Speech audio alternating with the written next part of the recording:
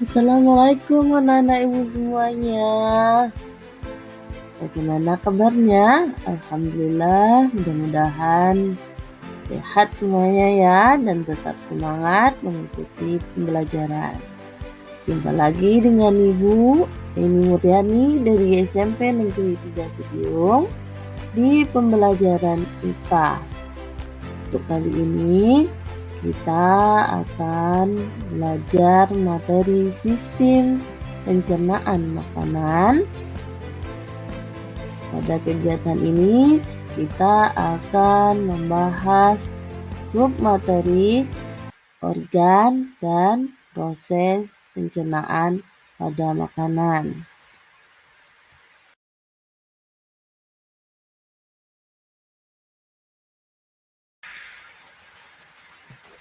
Pada pertemuan kali ini indeks pencapaian kumulatif yang harus kita capai. Ada dua aspek ya. Yang pertama, aspek kognitif terdiri atas 2 IPK. Yang pertama, mengidentifikasi 5 organ sistem pencernaan pada manusia. Yang kedua, menganalisis proses pencernaan pada setiap organ pencernaan pada manusia. Sedangkan pada aspek kognitif ada 1 IPK yang harus kita capai, yaitu menyajikan laporan hasil penyelidikan proses pencernaan dengan menggunakan model penyerapan di usus halus. Di keseluruhan ada 3 IPK yang harus kita capai pada pembelajaran hari ini.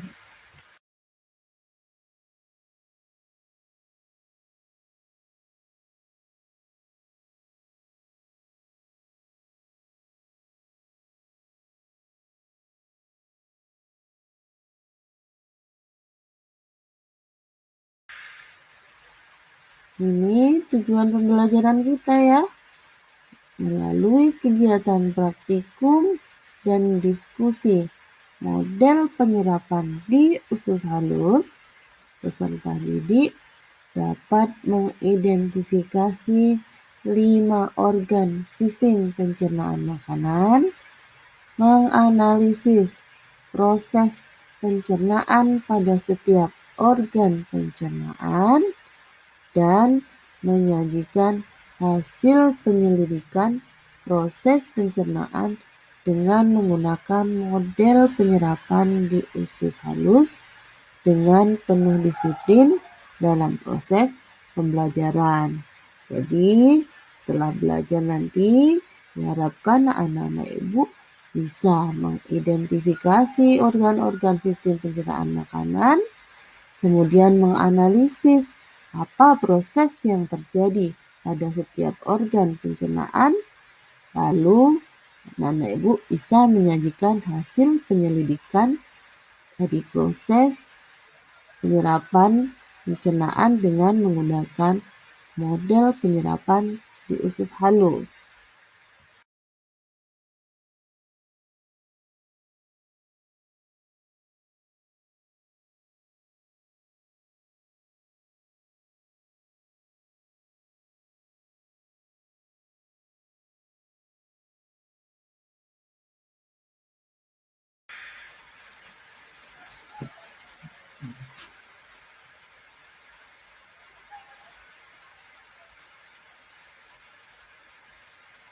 Dan anak ibu, langsung saja kita masuk materi kita tentang sistem pencernaan pada makanan, di mana proses pencernaan makanan pada tubuh manusia itu meliputi 2 tahapan. Yang pertama, proses pencernaan secara mekanis, yaitu proses pencernaan yang dibantu oleh organ-organ pencernaan makanan. Dan yang kedua, adalah proses pencernaan kimiawi, yaitu proses pencernaan yang dibantu oleh enzim pencernaan makanan yang dihasilkan oleh kelenjar pencernaan makanan.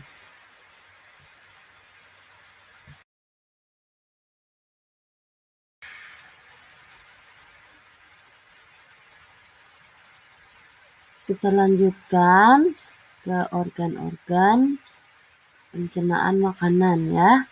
Organ pencernaan makanan terdiri atas 2. Ada organ pencernaan utama dan ada organ pencernaan tambahan. Organ pencernaan utama yang pertama adalah mulut. Di dalam mulut terdapat gigi, lidah, dan kelenjar air lidah.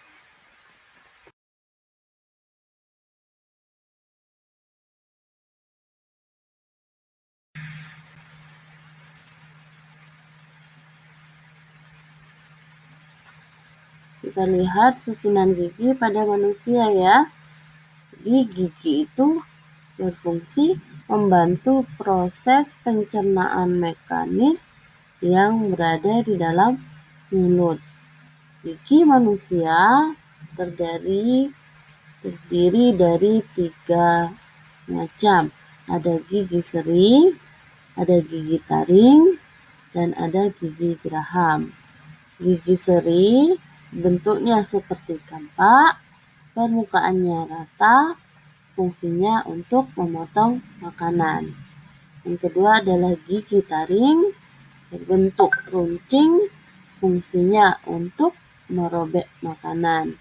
Dan yang ketiga adalah gigi geraham, permukaannya lebar, fungsinya untuk menghaluskan makanan.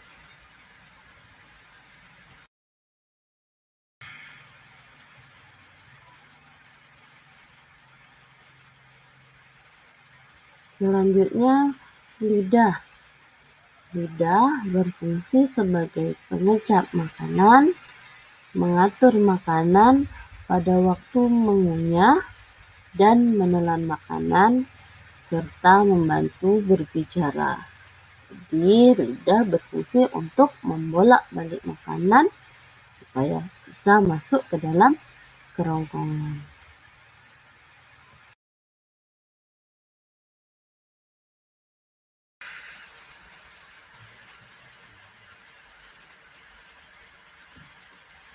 Di dalam mulut juga terdapat kelenjar air ludah.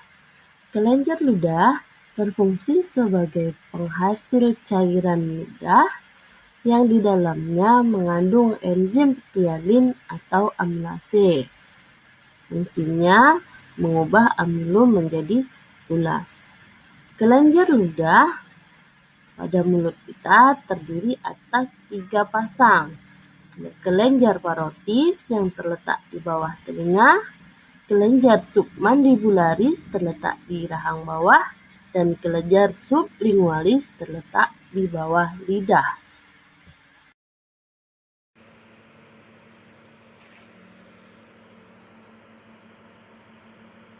Organ selanjutnya yaitu kerongkongan.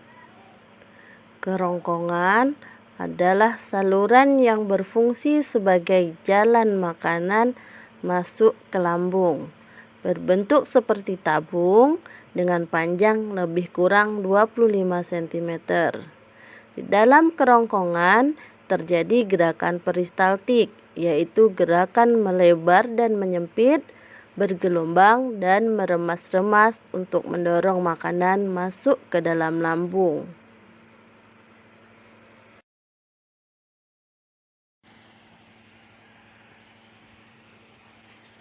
Setelah dari kerongkongan, makanan akan masuk ke dalam lambung. Lambung adalah kantong besar yang terletak di bagian atas rongga perut sebelah kiri. Lambung menghasilkan getah lambung atau HCl yang bersifat asam yang fungsinya untuk membunuh kuman penyakit yang masuk bersama makanan, enzim pepsin yang fungsinya menguraikan protein menjadi pepton, dan enzim renin yang berfungsi menggumpalkan protein susu atau kasein dari air susu. Lambung terbagi menjadi 3 bagian. Bagian atas atau kardiak, bagian tengah atau fundus, dan bagian bawah atau pilorus.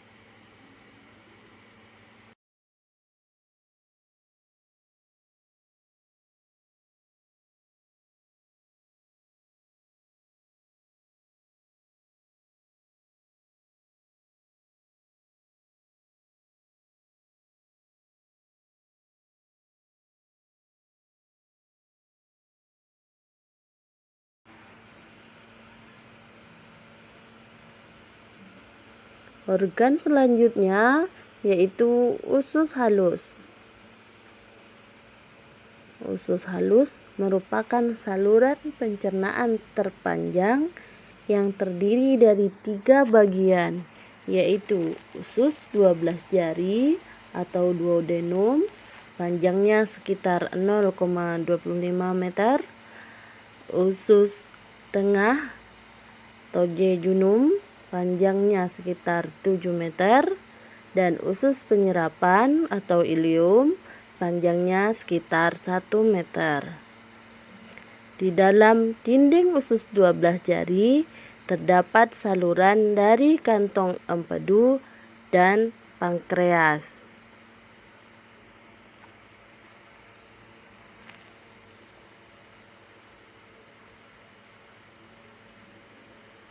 Pankreas menghasilkan getah pankreas yang mengandung enzim amilase, tripsinogen, dan lipase.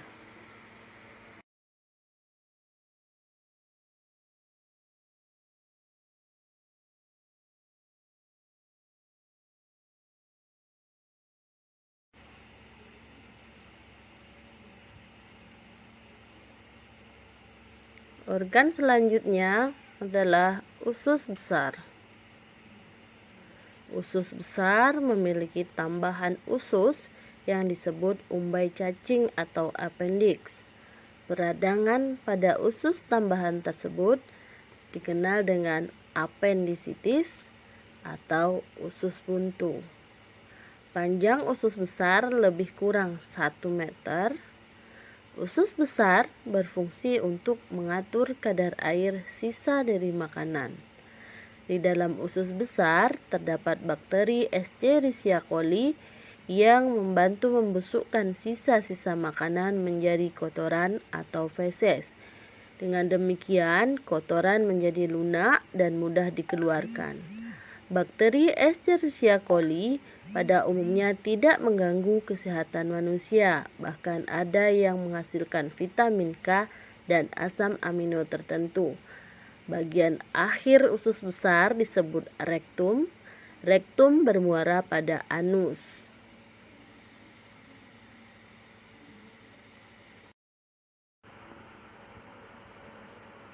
Selain organ pencernaan utama, pencernaan makanan juga dibantu oleh organ pencernaan tambahan.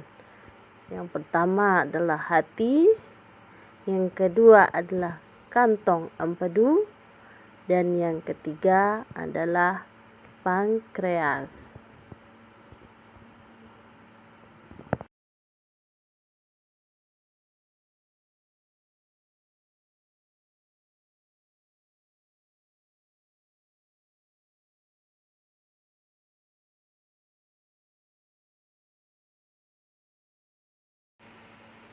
Organ pencernaan tambahan yang pertama yaitu hati. Hati merupakan kelenjar terbesar di dalam tubuh, berada pada rongga bagian perut sebelah kanan. Hati berperan dalam proses detoksifikasi. atau menetralisir racun sehingga tidak berbahaya bagi tubuh. Hati juga mengeluarkan getah empedu.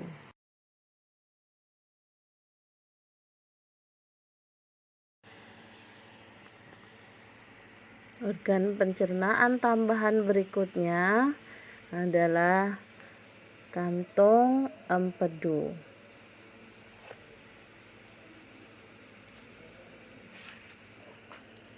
Kantong empedu merupakan organ di bawah hati.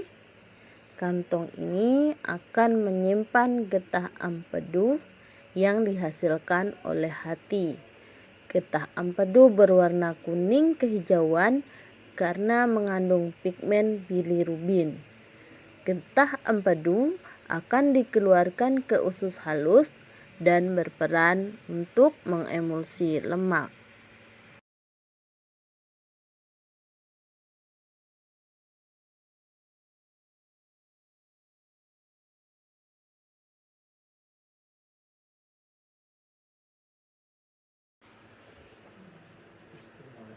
Organ tambahan berikutnya yaitu pankreas.